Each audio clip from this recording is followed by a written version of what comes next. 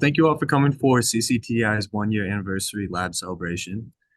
We only have an hour and we have it all geared up based on the agenda. So without further ado, we're excited to welcome John Grant and Kent Bugg to get us going. And just honestly, we're excited that everybody's been able to attend and we're going to record this so we can share it with everybody else. So John, whenever you're ready, feel free to begin talking, and we're excited just for everything moving forward. Well, thanks, Ben, and thanks to everybody. Can hear me? Good. Yeah. Okay.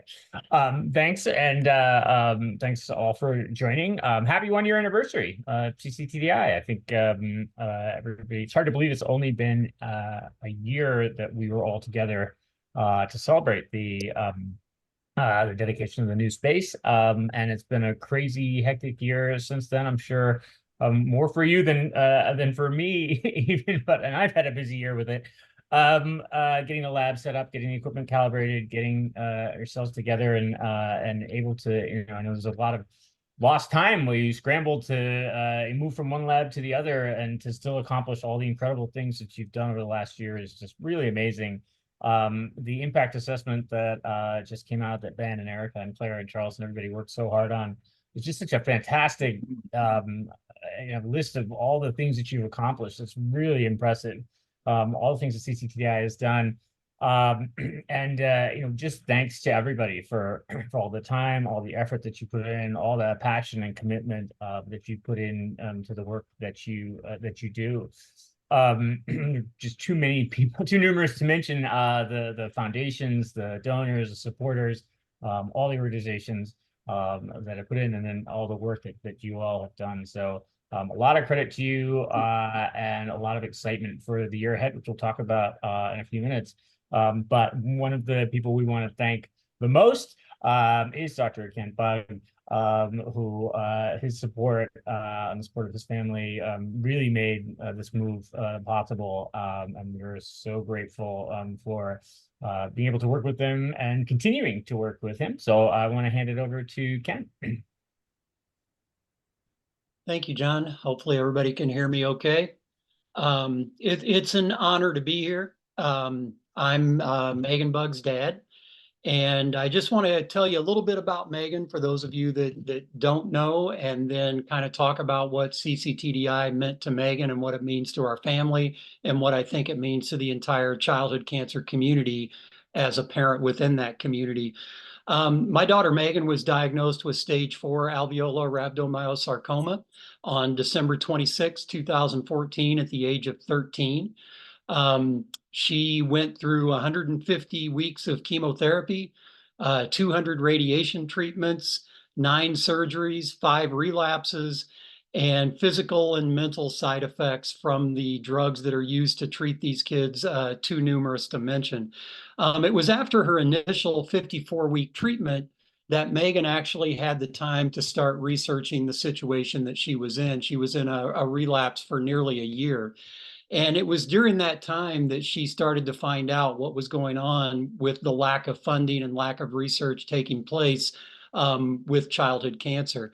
And she was both astonished, and angered, but more so motivated, which was typical of Megan. She was never a complainer. She went through 7 years and 2 months of dealing with childhood cancer, and there's never once in her life that she said, "Why me?" Instead, she decided that she was going to make a difference and do something about it. So she started fundraising and advocating. She became a keynote speaker at various childhood cancer fundraising events. She spoke in Washington, D.C. on the steps of the Capitol building. And she started researching who was doing the most promising research out there. And that's when she was connected with Dr. Charles Keller. And Megan spoke with him. She researched his work.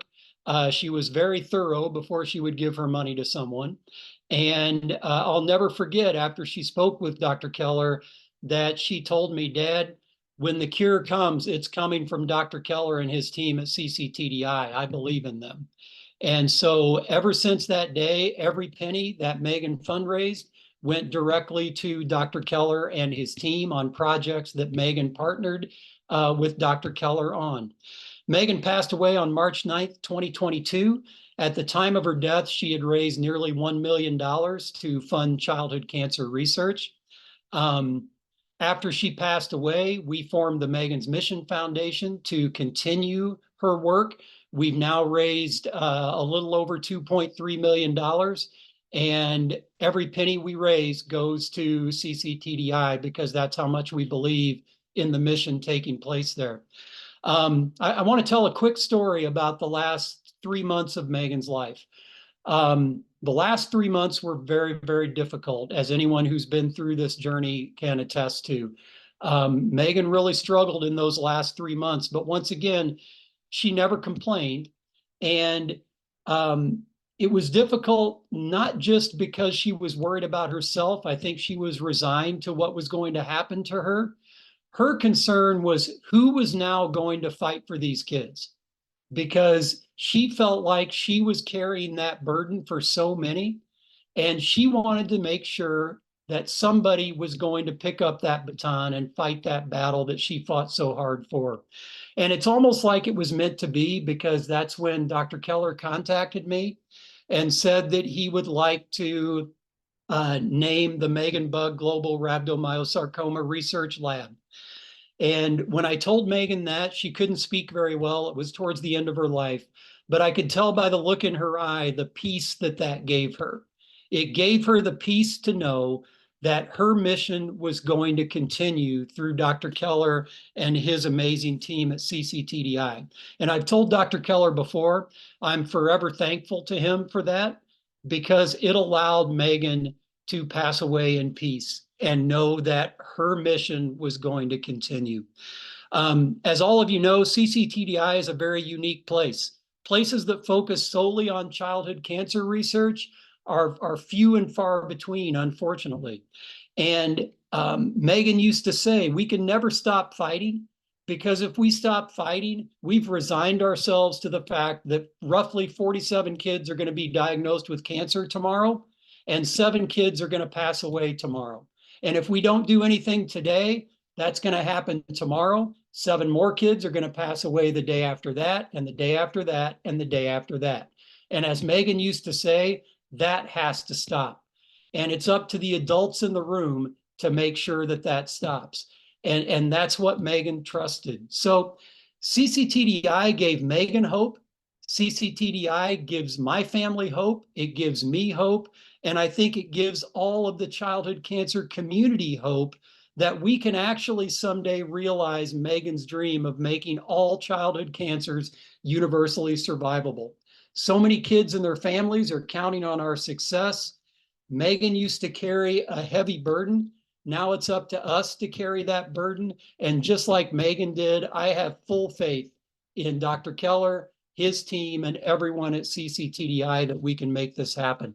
It's an honor to be a part of cc-TDI. It's an honor to be a part of their mission. And I know my daughter's smiling tonight on the 1-year anniversary, and I thank you all. Thank you so much, Kenneth. And behind the mission, now we're going to introduce a lot of the team. So Charles, we're going to start off with you, talking about you and your mission and the entire team behind you. Absolutely. The first thing I might do is just have the members of our board of directors just wave their hands if they're on the call. There's John, David, and Tina. So we have a great board of directors, and you can hear more about them later if you have questions. But what I'll do, just 2 little things. First, I'll introduce myself, and then I'll introduce the really important people, the young scientists that make all the magic happen. So I'm Charles Keller. I'm a pediatrician. I'm a children's cancer doctor. I'm a scientist. My training, which is a required training of all children's cancer doctors, research on genetically engineering mice. So if you could imagine that at 2 o'clock on a Wednesday in a teenage mouse in the muscle of the limb, you take Megan's mutation, you'd turn it on, and then you'd watch the tumor grow in that spot, invade the surrounding tissue, move through the lymphatics to the lymph node, or go through the bloodstream to the lungs. That's what my primary expertise is. I also spend a modest amount of time with the Children's Oncology Group on the steering committees, designing the clinical trials, and you'll hear a little bit about a clinical trial for rhabdomyosarcoma. was former co-chair of the New Drugs Committee for brain tumors for a good long period of time.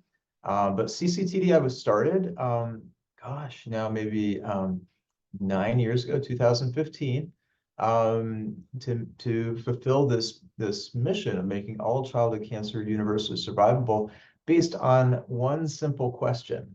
My daughter, after I read her a story at bedtime once, asked, Daddy, have you ever done anything in the lab that has ever saved anyone's life ever? You're always going back to the lab at night, but have you ever done anything to save anyone's life from what you've done in the lab?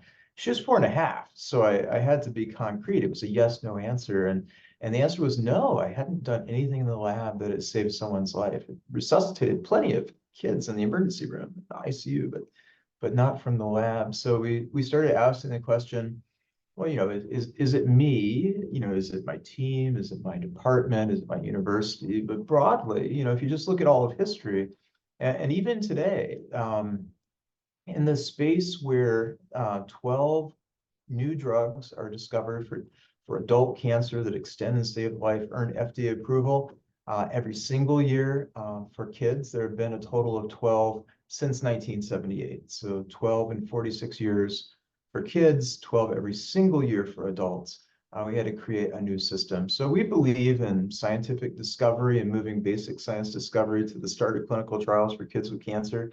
And we're going to really well understand that cancer, and we're going to think thoroughly about the drugs that we're giving and make sure those drugs are at doses that are clinically achievable. We're going to look at the statistics of it all, make sure we do everything rigorously enough, have our engineers reinforce that we have reproducible results, because when we have a discovery we can put a name to a drug to, we want to introduce it into clinical trials, and we want to know that we're going to give kids the opportunity to take a drug in the setting of a clinical trial that may have side effects, but the benefits scientifically, rationally would outweigh the side effects. And so that's the purpose of what we do.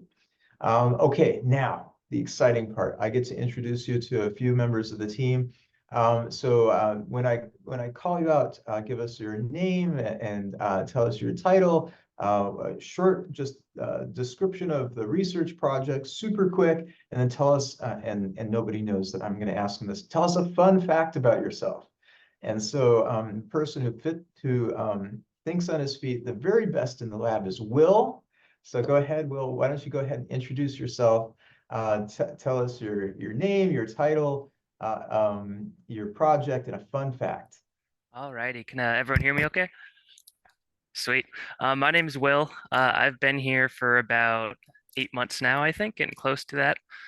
I'm here I came here mainly to start working with the mouse colony. They needed someone to look after the mice, keep them healthy, and help do some of the research we do with it on the mice. So that was the main reason I was brought here to cc-TDI. Recently, I've been working a bit with the computational modeling to help with drug design potentially moving forward.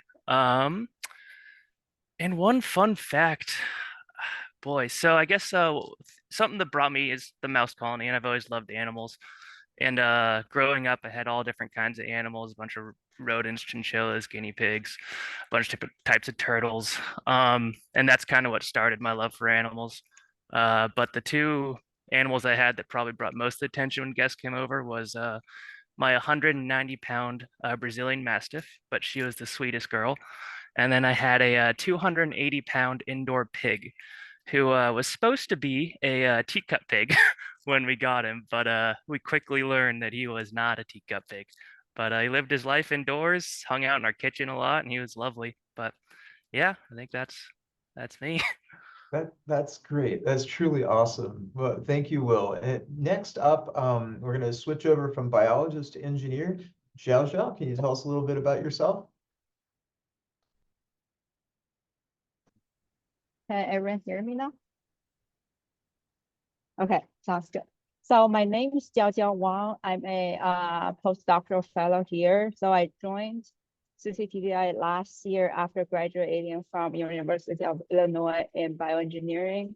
And my main focus here is to study the function of SMARCA4 in rhabdomyosarcoma with a long-term goal of developing a more targeted therapeutic approach for rhabdomyosarcoma. Fun fact about me. Everyone who knows me, I'm only 5'3", but I played basketball throughout high school. Wow. Yeah. Well, okay, we should go find a court so we can have pickup games for the team. It's rusty now. It's been a while. Okay. Well, that's a great fun fact. All right. Well, now I'm gonna switch over to, let's see, let's pick on so Chen, can you tell us a little bit about yourself?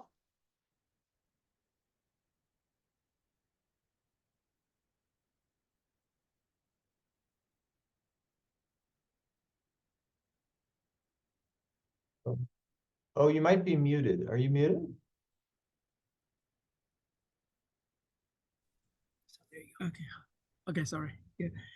My name's Chen, and I'm majored biochemistry, and I joined the cc-TDI last August, and here's the most work on the antibody drug conjugate, and I'm very interested, and Dr. Charles' research.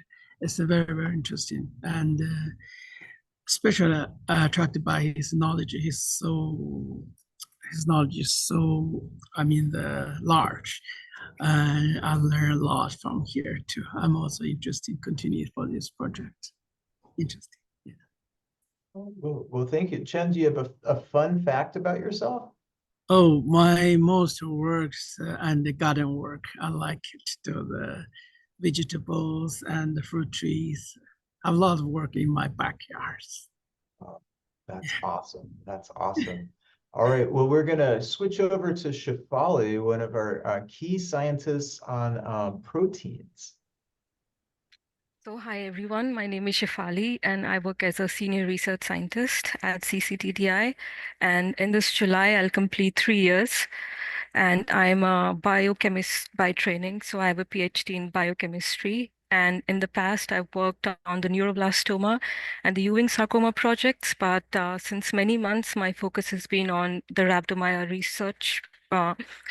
And for the rhabdomyosarcoma project, we are focusing on two aspects. So one is to discover chemical compounds which can be developed as drugs. And the second is to get down at the genetic level and try to find what the transcription factor PAX3-FOXO1 does. So that's as far as my projects are concerned. And a fun fact about myself would be that I'm a huge fan of Agatha Christie's murder mystery novels. I had no idea. I'm glad we had this conversation. Well, thank you, Shefali. Now we're going to switch over Hua Kim, one of our newest scientists. So Dr. Tan.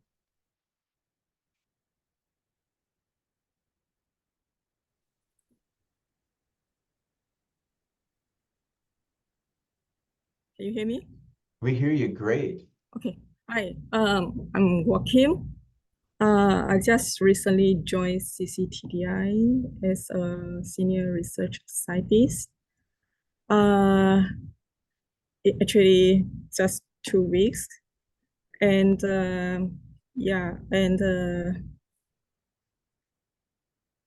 as a senior research scientist, and I'm really happy to be part of the community searching for a cure of the treatment. And my project is mainly, now my first project is mainly to focus on the SEF, sclerosing epithelial fibrosarcoma, and try to find a kind of the drug antigen conjugate that will specifically target on the cancer cells and not kill so much on normal cells.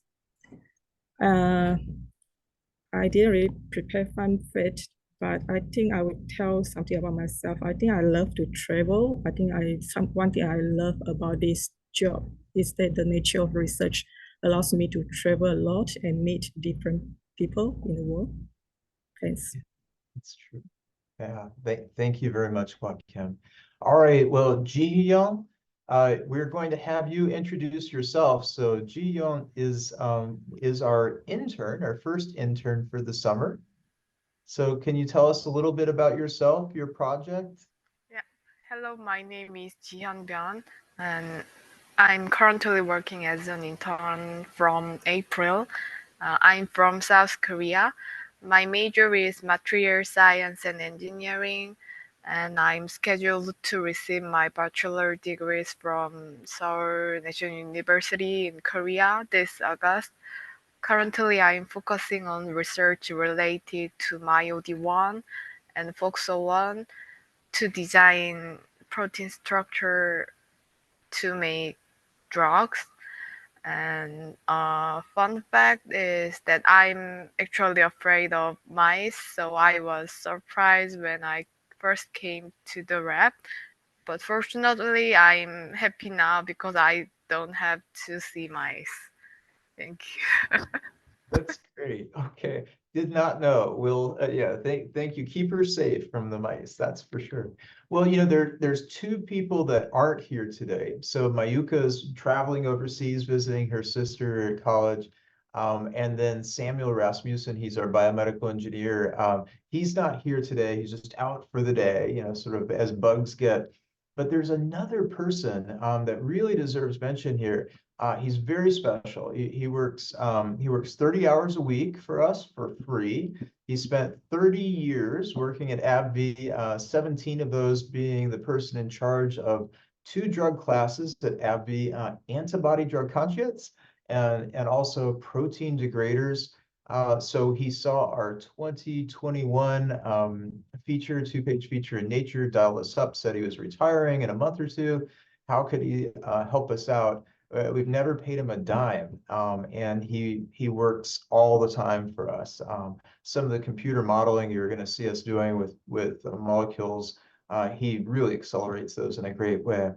Okay, so now we get to do a tour, and I'm going to switch up my technology a little bit. I'm going to get in front of Erica, our super duper communications and operation lead. She has an iPhone on a gimbal. So give me about 17 seconds to do the transition. All right, we'll see you soon. Everybody stay. I'm just going to leave.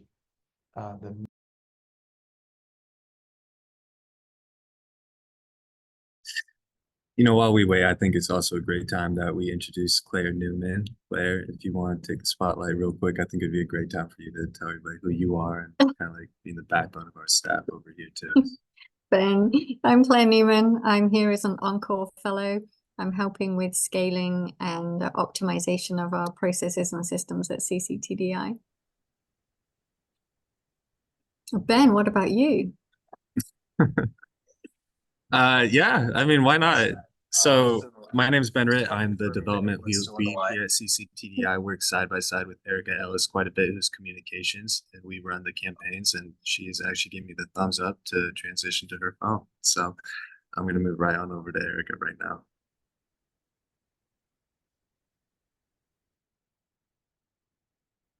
Okay, so if I'm having to go back to the door and say a few things.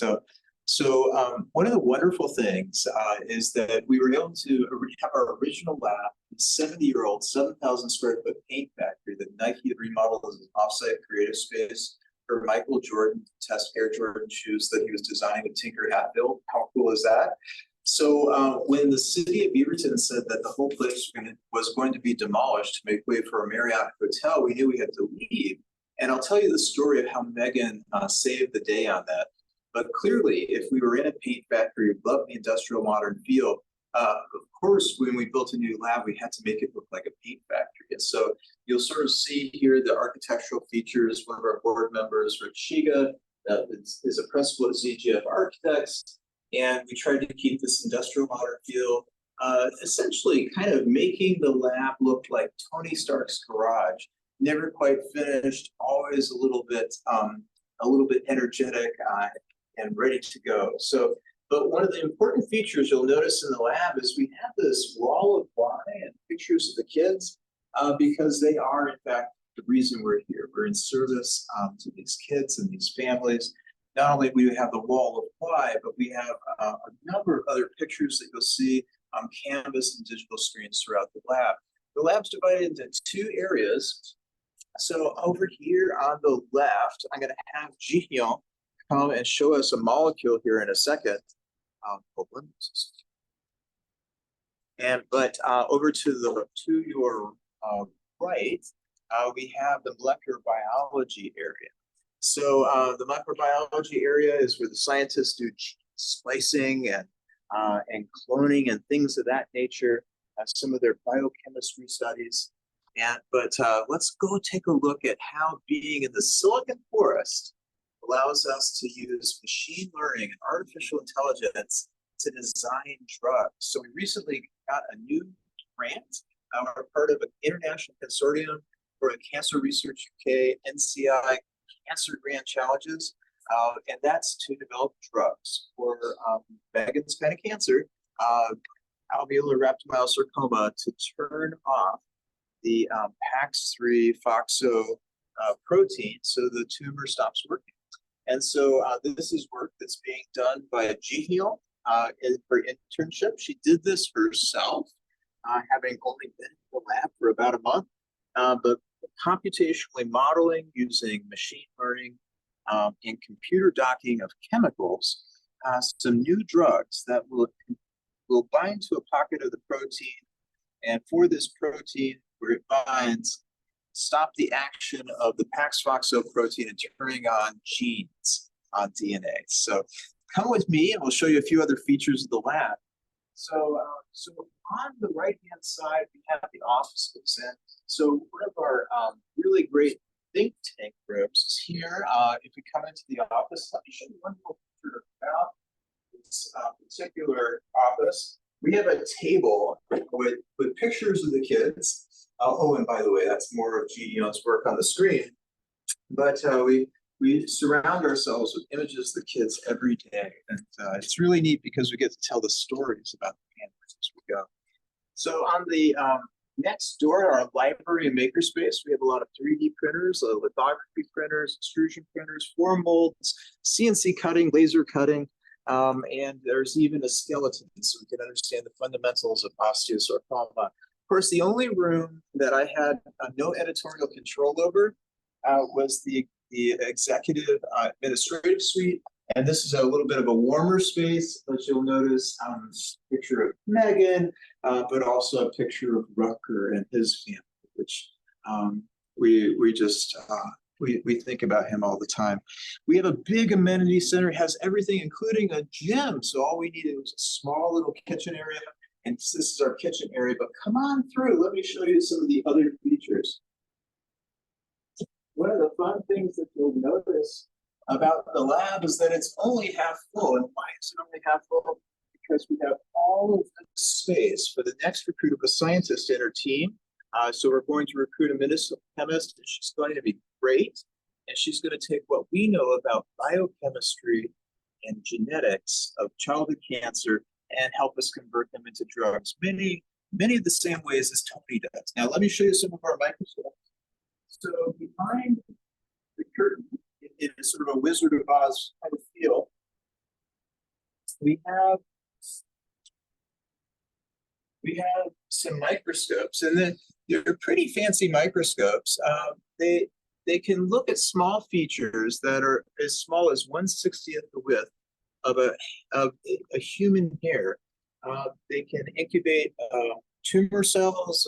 We can expose them to drugs the same way as would happen in a child with no animals whatsoever. And we can look at the particular proteins that are expressed. And so when you see a different color on the screen, you see red, green, and blue on the screen on the left, that's because we're looking at 3 proteins at once. The one over on the right, that's just looking at one particular protein at a time. So that is our microscope area. But here I can tell a little bit about Megan. And I think Kent's heard this story a few times, but it was a really fun story because during the pandemic, Megan was dialing into our meetings because she really wanted to make a difference. And so we were excited to have her participate. She asked a great question. Now, sometimes she turned her camera off, so it was just a few hours since she received chemotherapy. But then the camera goes right on and we go like, oh, you don't need to be here. She said, no, I've got a question. But one day we were talking about the lab. The lab was going to be was going to receive the wrecking ball. And we knew exactly where we wanted to move, but we needed about $900,000. And she says, oh, I got that. And I said, well, it's not $900. It's $900,000. She says, oh, no, I've got 34,000 followers on Facebook, but I have 3 conditions. And her conditions were these. She said, well, first you have to at least study the disease so that I have, so that other kids won't have the same fate. I said, no problem. The next thing she said is, make sure that your team has the same level of diversity as the patients, the world at large. And of course we did that. And finally, what she said was that she wanted to make sure that all knowledge that was out there was being maximally used. And so she asked a few questions. She said, well, so do other kids around the world get rhabdomyosarcomas? Yes, of course. So do other people study it? And I said, oh, absolutely. All around the world. Then she said, well, do you collaborate with them? And so in the 11 months before we moved into the lab, we did a series of collaborations that we continue to do. The orange dots on this wall represent the funders, but the blue dots represent the different labs across the world that we not only collaborated with in the 11 months before moving into the lab, but which we co-published with. And this does, of course, include some places like Damascus, Syria, and St. Petersburg, Russia. Don't ask too many questions about those, but we were really happy that there were researchers there that wanted to help us cure rhabdomyosarcoma. Okay, I'm going to take you into a room where all the magic happens. It's going to sound a little bit like a whirlwind because it's got lots of fans. It's the tissue culture room, but we're going to go visit Xiao Xiao, and she's going to show us an instrument that can separate tumor cells from normal cells so that we can study them. So come on in. Oh my gosh, Xiao Xiao. So we're going to have to talk about it. So here is our sorter. So what it does is it pulls cells in and then pulls out to a beam of light, and then that will give you information on cell properties, physical properties, and fluorescent properties. And here on the screen is showing the mix of cells with color stain or different biomarkers. And when going through all this, you can actually, based on the markers you have, you can store them in different tubes and study them individually. That's awesome. And this is a brand new instrument, right? And we just found it last month. So I think one of the wonderful things, and it's through the kindness of friends and also strangers that we have the success that we have. So Megan helped us build the lab. Our board members designed our lab. Our board of directors made sure that we have the lab, get it organized, get it staffed.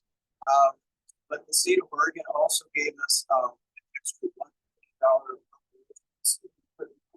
lab to forward this mission. It's very hard. All the things that have happened, and it's a beautiful science that we have. I'll just do one call out to aid in our construction. We got the lab exactly like we wanted, and this team was amazing. Okay, so we're going to go back out now.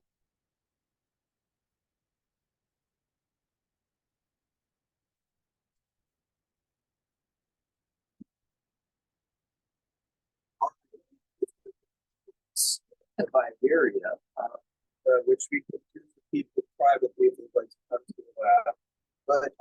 But maybe we can talk a little bit about the science highlights. And if you don't mind, I'm going to do the science highlights in front of the science wall. So the huge whiteboard wall. We have a warboard of our Cancer Research UK project over here, but you can see we're routinely going through not only talking about our research, but also teaching. We do a lot of teaching of interns. I'm very proud of that. So give you some science highlights. first is entinostat. So entinostat, it's a medicine. It's a medicine that's used for breast cancer in clinical trials to see if estrogen receptor positive relapse breast cancer can be made more survivable. We found another use for this medicine, which happens to modify and to tighten down DNA a little bit. So it turns off PAX-FOXO protein in an indirect way. Those cooperative through phase 2 clinical trials, having already with the Children's Oncology Group moved it to a phase 1 clinical trial. It was found to be safe and had no dose-limiting toxicity. So we're excited to see how that clinical trial concept goes through this next year. Well, we received, as I mentioned, that NCI Cancer Research UK $25 million grant that helps us design drugs not only for alveolar adenocarcinoma, but also for even sarcoma. We're intimately involved with that. The team at Nurix and cc-TDI have been working, inspired by Todd and Xander, to be able to design drugs for sarcomas, like doing sarcoma and Libra. You'll hear a little bit about CIC. That's cool. Now, the state of Oregon did give us that $1 million grant. I've showed you some of the equipment in subsequent tours. When you come visit, we'll most certainly show you. And then, oh yeah, so there's something to be said about John. So I'm going to just stop for a second, because I think some of our lab members have their speakers on, and I'm going to ask them to turn down their speakers so that we're not getting feedback for you. But if the lab team members, you could turn your speakers on. Perfect. Oh, that's great. Okay. So, and I don't know if Chen, is your speaker on? Okay. Well, we'll proceed, and maybe I'll talk a little bit more quietly so we don't get that feedback. But the computer-aided drug design started with a project that Megan worked with us on, and with IBM. That we worked with IBM. It took 2,000 CPU years to design the drug. It took 9 months total of 160,000 computers, and then through the summer we were able to work with Brock's dad. Brock was an intern, child cancer survivor himself. His dad, Microsoft executive, IBM, and the IBM high performance computing centers and tech games. What IBM did in 9 months, just 9 days, Microsoft. Subsequently, other projects in the lab that will be excited for this year, with Tony designing that TNG medicine, the antibody drug conjugate that finds the surface proteins of the IL-13 receptor and then brings the chemotherapy straight there. We're kind of excited about that.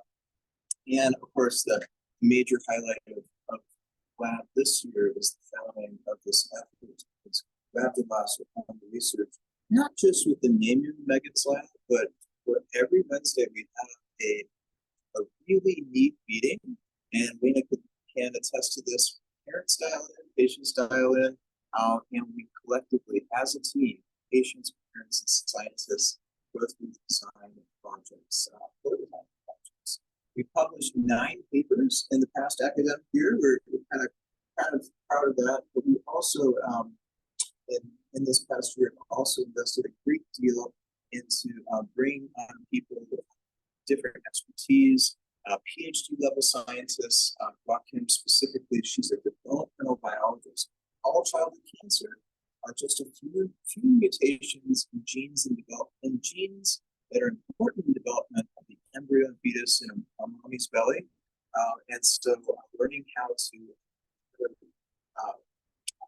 those gene mutations after birth, how they work, how to turn them off is important to us. All right, well, I think we're at that point. And so, Ben, do you want to go ahead and introduce Amy, Edgar's mom? I'd love to. Thank you, Charles. Amy, we're going to give you the spotlight, and we're excited to just hear all about you and your story. Thank you. Can everybody hear me okay? Okay, great. Well, I'm also very honored to be here with all of you very, very, very smart people. I am a talker and a crier, but I know how much time I have and I wrote it all down. So I'm gonna read to make sure that we stay on our timeline. And I hope I can keep my emotions a little bit at bay. But they've already been creeping up since we started. So my name's Amy Quarles. My son's name is Avery, and he has a super cute picture on the wall somewhere in there that I saw on the tour. And at the age of 10 months, Avery was diagnosed with rhabdomyosarcoma. And he did what all of our rhabdo kids do. He underwent a full year of chemotherapy, but due to his age and size, he was unable to have additional surgeries nor radiation. 6 months after Avery finished treatment, he relapsed. And I believe that there is no greater loss than the loss of a child, and there is no greater gut punch than the cancer has returned. We settled up for a more intensive chemo protocol lasting another year, additional surgeries, and this time radiation. One morning, I was sitting in my very familiar spot on the hospital room couch / bed / snack station / art station / Play-Doh smushed in station, waiting for Avery to wake up. And as I sipped my delicious hospital coffee, with my brain spinning at max speed, I literally said out loud, I have to save him.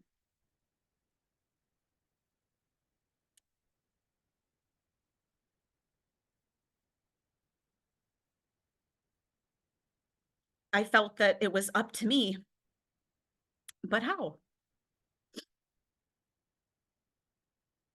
At this point, I already knew all the deficits that were our current reality in the pediatric cancer world. It was out of sheer desperation and what was probably a panic attack that I began violently Googling pediatric research that specialized in rhabdomyosarcoma. I desperately needed hope. And hope answered in the sweetest little voice, Erica. I had no idea what I said to Erica that day. I couldn't tell you. But I'm pretty sure it sounded like a mixture of crazy and grasping for anything. Erica told me I should talk to Charles. Insert slow blink. You mean Dr. Keller? Like the scientist? I didn't understand how little old me was going to talk to the Dr. Charles Keller. But 2 days later, I was on a Zoom call with him and he was enthusiastically showing me around the entire place. Was I dreaming? Was this real? Was this hope?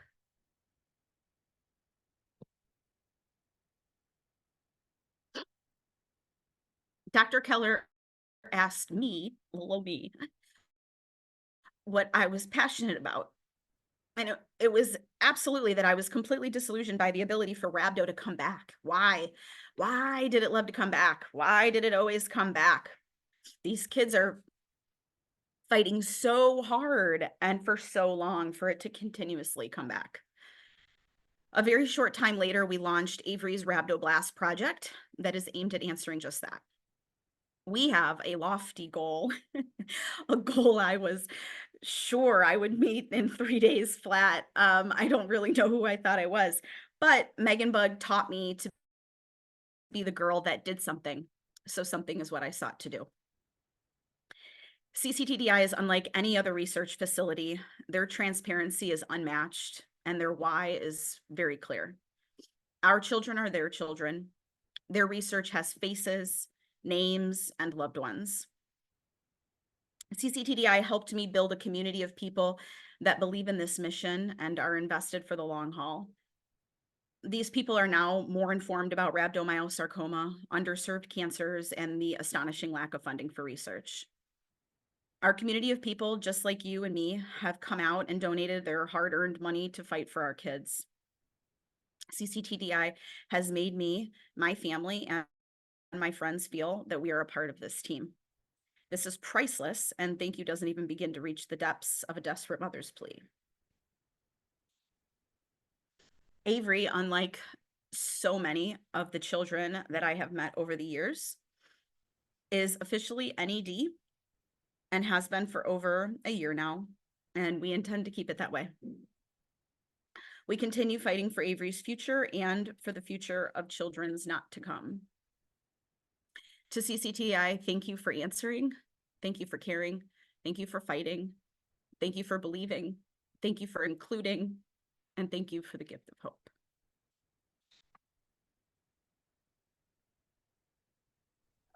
Amy, thank you. Hey, thank you for sharing and being part of the team. Truly, we are grateful to you. Thank you. I knew I couldn't hold it together. Sorry. Oh my gosh, you're awesome. You were born for, well, yeah, I wish there was any other reason, but you're a born speaker. Well, so let's see. So Ben, I think it's a hard act to follow. How are we going to follow it? How Avery's So mom? That's as we wrap up, Charles, we kind of talk about what's ahead with you and John, and then we're going to open the floor to questions, comments, and anything that might come yeah. up. Well, why don't I say a few things scientifically, and then John can talk about the big, hairy, audacious goals.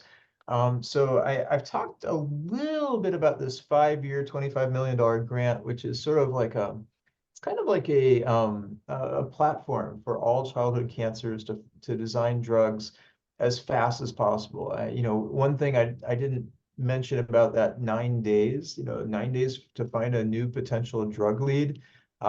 It cost $165,000 every time we pull the trigger on that. But we've also been able to find people that are helping us bring that cost down. Imagine a new childhood cancer drug start in every 9 days, throughout the year. So that's one of the things we're doing. We're engaging in a lot of technology. So we were doing machine learning before it was cool. We've been publishing on machine learning for 3 or 4 years. And we're going to continue to do this, but we're right in the Intel headquarters here, what they call the Silicon Forest. It's the Portland area where they do the R&D for computer chips at Intel. NVIDIA Medical's international headquarters are here. Microsoft Azure Computing is literally just across the park, maybe a quarter mile away. So we're going to continue to do that. And so you'll see that we have both biologists and engineers working side by side, and it's the best possible combination. I think you'll see a lot of great things coming from that. Drugs that will move into trials and a lot of focus. So instead of doing this many things, we're going to do this many things, but we're going to get them all moved to the finish line. So with that, I can hand it back over to John, our fearless leader, the chair of the board of directors of cc-TDI, John Grant. This is the introduction, Charles. Thanks, everyone. This has been a great afternoon, and it's great to see how the lab has developed and grown personnel-wise, equipment-wise, everything-wise, just in the year of the tour. And I think that reflects the fact that this is, I think, going to be a significant year for cc-TDI. I think since last year, since the lab opened, with the support of Charles, Erica, Ben, Claire, with Wendy, who I think is on the call. She's been a consultant with us on fundraising. We have really looked at every process, every aspect of the organization from top to bottom, and started thinking about how do we make it better? How do we make it more efficient? How do we help direct? How do we help support Charles and his team getting done what they need to get done? It's been a ton of work, a lot of support. I think David and Tina from the board are on, but the whole board working very hard on this. I think everybody's probably sick of getting emails from me, meeting requests, and various assignments. But again, a lot of focus from us on what do we need to do to get the infrastructure in place to support the amazing work that's happening here. We've been working over the past 5 months in particular on a 5-year strategic plan that we intend to guide cc-TDI over the next 5 years. This plan is going to really focus our resources where we can be the most effective, where we can get the most progress. And Charles alluded to being more focused on our research goals. We want to scale our reach in terms of just our ability to get things done, the types of science, the variety of approaches that we can support. with our engineering-driven approach. That includes the medicinal chemist. Charles has spent many hours telling me about how important this position will be. So we're very excited to see this person on board. This plan is going to really try to leverage our strengths, our strongest attributes, our flexibility, our agility, our innovation, all of you, all the incredibly smart people that we've heard from today. We're going to be able to do that in part thanks to Charles Winston, and the help from the appropriation from the state of Oregon. I think Representative Sosa, a big supporter for us there to bring in equipment that we need. All of that, this plan is in development, and we hope to share it with everybody. We've had a lot of input from a lot of our longtime supporters and friends, Dr. Bugg, others who have helped us and guided us as we're trying to put this together and getting a sense of what people expect from cc-TDI and how we can deliver that better. And that's why a key piece of that is going to be more transparency. I think the #1 comment we had from people was, we love cc-TDI, we believe in everything everybody is doing. We don't know what's happening, or we don't fully understand, how what is happening is actually having a real world effect for people. And our work is doing that. The impact assessment that the team spent a lot of time putting together is just one example of how we're going to do that. But we really are going to be, as part of the strategic plan, communicating to you, to our supporters, to everybody, how we are advancing those goals and holding ourselves accountable to them. Key to that, we have a growing board. Tina and Tanya are 2 of our newer members, and we're recruiting new members as well. Looking for more, by the way, if anybody's interested in nonprofit board service, let me know. I need people who can give time and effort doing this. There's a lot of organization changes ahead. But as I say, I think this is going to be a huge year for us. I think we're really laying the groundwork to really expand, to really scale our resources, to give Charles and his team the tools they need to accomplish our goals. So I really appreciate everybody's support, all the hard work that you're doing. This has been a really great event. It's great to see you all. We so appreciate your leadership, John. You're always the right person to go to with a really hard problem. And I think that's always been the case since I've known you, gosh, now what, 19 years? Yeah. So I have a surprise. So Ben and Erica added to this hour, and we still have 7 minutes for it, a session of Ask Us Anything.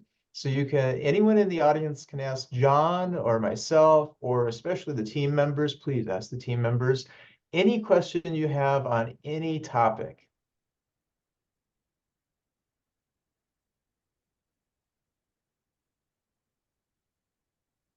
And I know my dear sweet mother is on the line.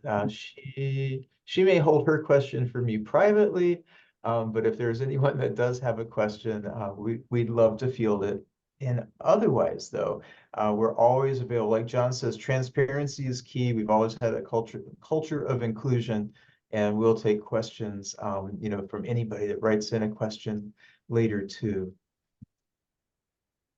So what do you think, Erica? Are there any hands being raised?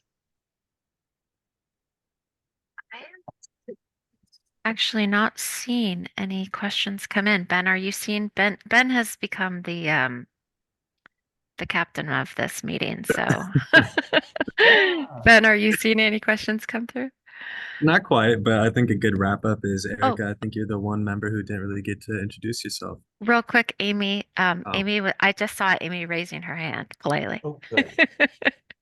I mean, maybe not so much as a question as an offer of undying support. So feel free to, I mean, I get to talk to Erica and Ben more than anybody else, and appropriately so. But if there's anything that we can do as parents, or to continue fueling the mission, if there's anything specific or anything behind the scenes that you need us for, or anything, I just wanted to offer that. I know a gangle of people, and I think that's, part of our healing too, right? Is like, what can we do to help? So I just wanted to offer that, and also too, just if there was anything that you could think like, yeah, share this actually, or whatever.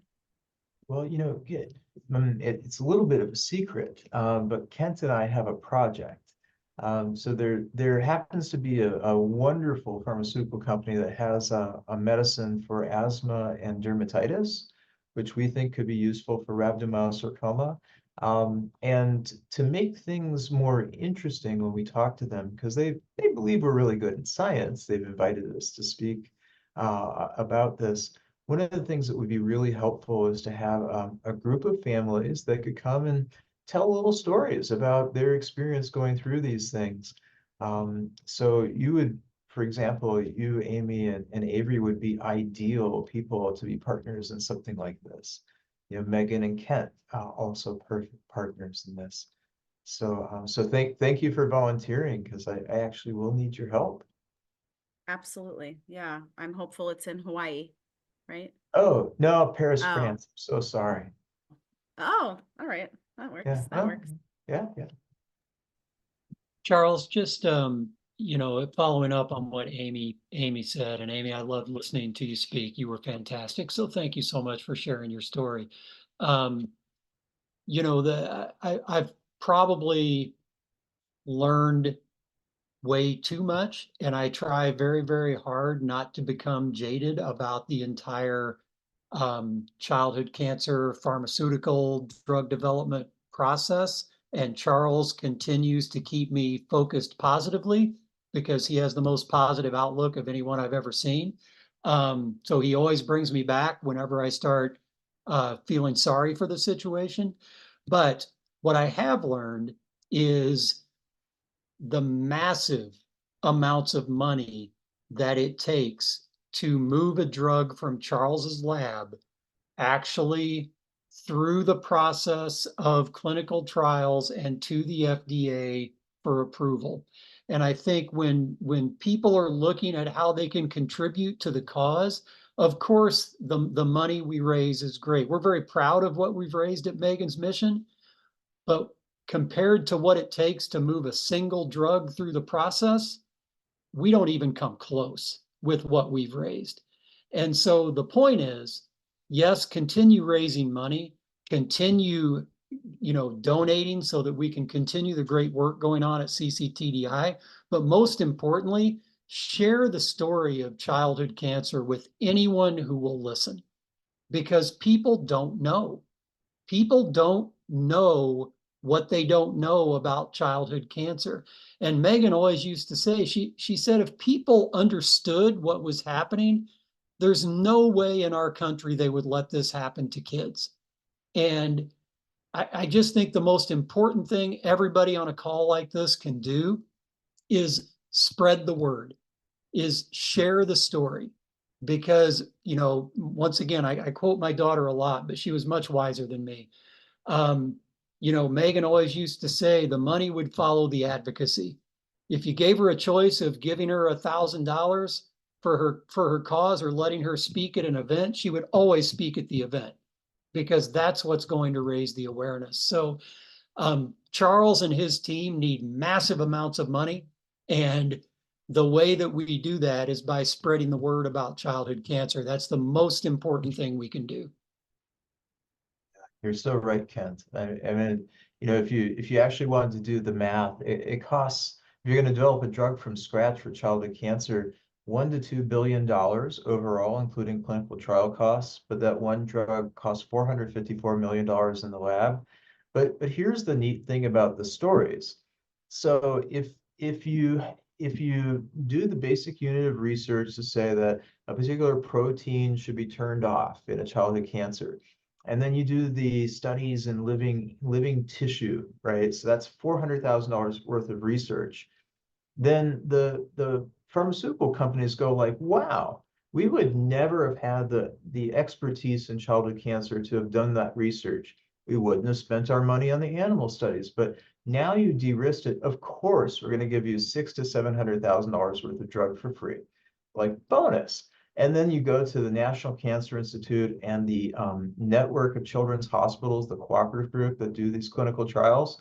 And you say, hey, I've got this unit of research proving it's the right target, it's the right drug at the right dose pharmaceutical companies giving the drug for free, then the National Cancer Institute goes like, wow, we've never had that kind of data de-risking before. Of course, we're going to do the first clinical trial for $10.5 million at our own cost. So, so that was the story of entinostat getting it through its first phase 1. $400,000 worth of research, free drug, followed by free clinical trial, all because we had families telling the story of kids like Megan and Avery.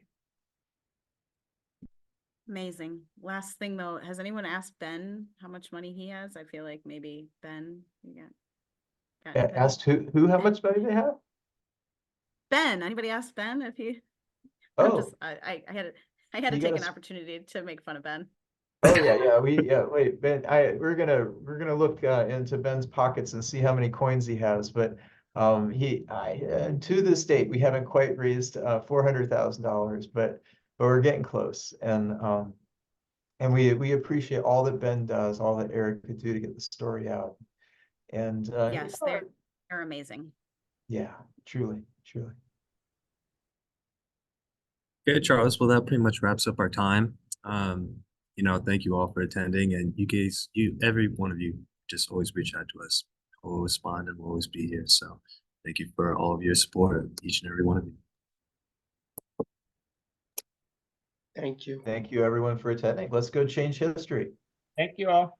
Thank you. Bye-bye.